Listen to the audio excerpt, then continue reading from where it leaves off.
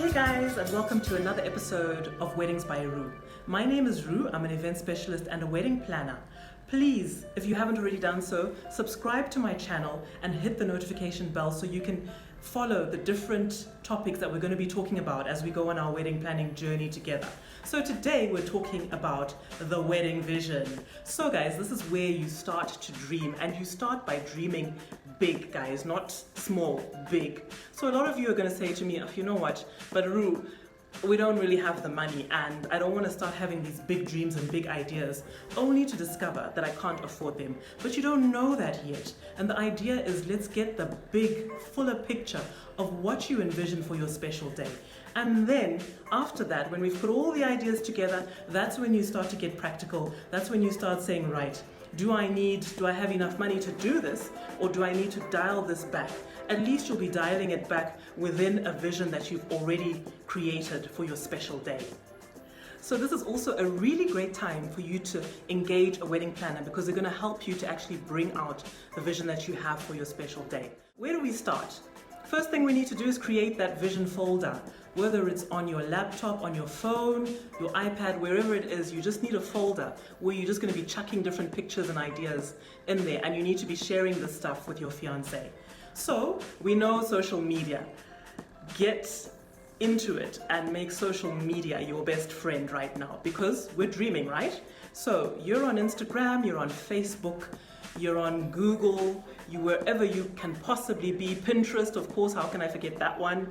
And you're basically looking at ideas, concepts, pictures, and you're just throwing them together. A lot of the times you'll see that there's no particular pattern and it just seems like you're all over the place. But eventually, you're going to be able to look at those different pictures and start to form a more specific and detailed vision as to what you want.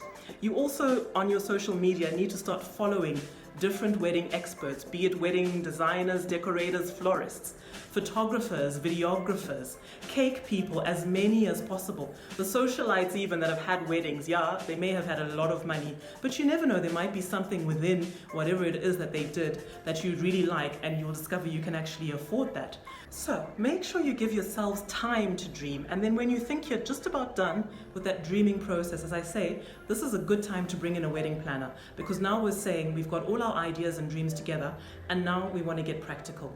And so the right person to actually get you on the right track would be a wedding planner. As part of this process, one of the things that you have to decide is, when are you actually going to get started with your wedding planning? So the best time to start is at least 12 to 15 months before. Why so early? I mean, a lot of people would say, can't I just do it 6 months before? I've got enough money, etc., etc. But no, you need a good 12 to 15 months before.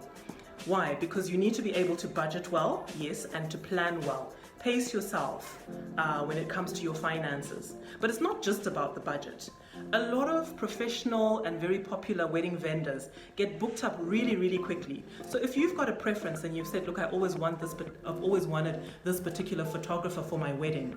You know, if it's somebody who's really, really popular, then you need to get in there probably at least a year in advance and lock them in, otherwise you might lose out. Another reason why you need to give yourselves time is you also need to give some of your guests time to plan. If you've got guests that you want to come in from overseas, we've talked a bit about this before, you need to give them time to actually plan their vacation. A lot of people need at least a year's notice to actually plan their vacation and get it approved. So if you want them to be there, you need to also let them know through maybe save the dates that you are planning this wedding and you'd want them to be there, so that they have time to do so. Also, you want to pace yourself through this process. You don't want to do everything in a hurry. A lot of you're working full time, and a wedding is a project. It's going to take up a lot of time. So you need to actually give yourselves the time to actually do the planning. Even if you have a wedding planner, there's going to be decisions that need to be made. There's going to be vendors that you need to see. There's going to be a guest list you need to draw up. So you need to pace yourselves and give yourselves enough time to actually do that. So guys, just a few questions I'd like you to answer as we bring the wedding vision together. What are your wedding date options? Give yourselves at least 3 options, and also consider seasons and holidays. If you're not a fan of winter, when we talk about seasons, then you probably don't want to have a wedding in the middle of winter. And when we talk about holidays, most people that are coming in from overseas find it a lot easier to schedule their vacation days on common holidays. So that's something that you also need to think about when you're coming up with your wedding date options. How many guests are you inviting? Let's run the guest list. Let's do a draft guest list and see, because maybe you've said in your head you want 50 guests, but really you need to invite about 150 people to this wedding. So let's have the realistic picture from the start, right? What's your budget? Okay, this is a tricky one, I know, but I also know that in the back of your mind somewhere you've said, we're not going to be able to spend more than this amount of money on this wedding. So let's put that number down and then we take it from there.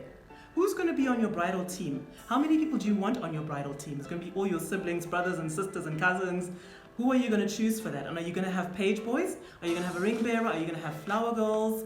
What's your plan for that? Are you going to have a local or a destination wedding? And if you're having a destination wedding, do you have any destinations in mind? Do you have any wedding venues in mind? Are there venues that you've seen online that you like?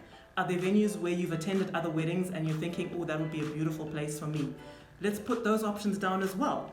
Do you want a garden or an indoor ceremony? Do you want a ceremony in a church or a chapel?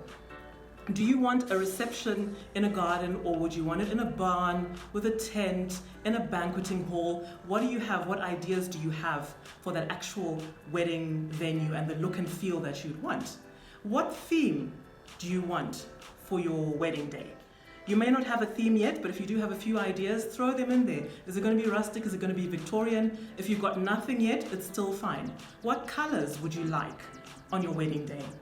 Even if you've got up to 20 colors and you can't figure it out, let's write down the 20 colors and then we can narrow it down from there.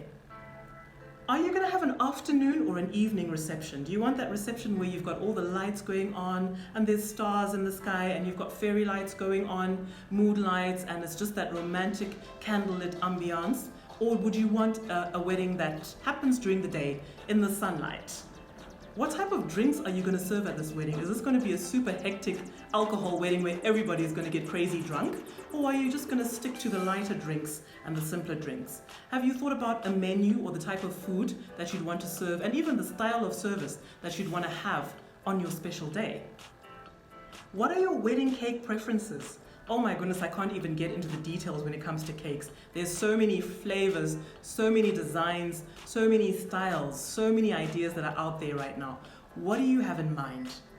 What do you want for your wedding entertainment? Yes, you're going to have that PA system, great DJ.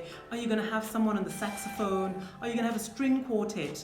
Are you going to have someone on the keyboard? Are you going to have that full, hectic, really live jazz band that's just going to be pumping out the energy the whole night? What kind of entertainment would you want for your special day?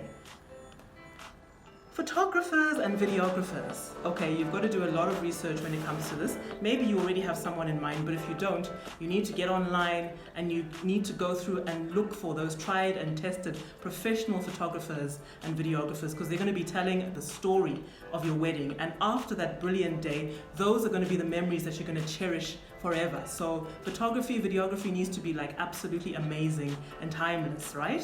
What are your transport needs? What do you want to roll up in on the wedding day? Are we going full on limo? Are we going vintage? What do you have in mind for that?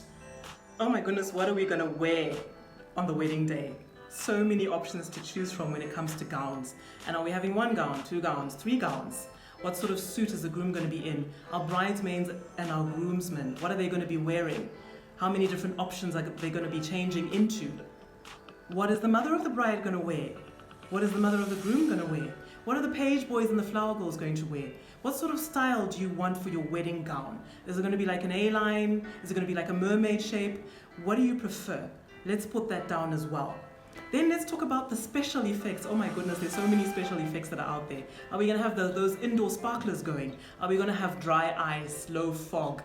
Are we going to have all sorts of mood lights, moving heads? Are we just going to go crazy with the effects? So let's write all those ideas down. These are just some of the questions that you need to ask yourself. I could literally be standing here and talking to you for, the next 5 days, because there's so many things to talk about when it comes to the wedding vision. But I believe these are the key things that will help you to begin to bring that vision together. So let's start with answering all those questions. Okay guys, so that's a wrap for today. Thank you so much for listening. Please don't forget to subscribe, to like, and to comment, and stay with us as we continue on our exciting wedding planning journey together.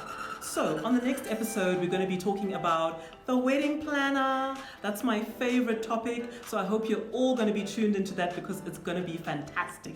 Until then, bye.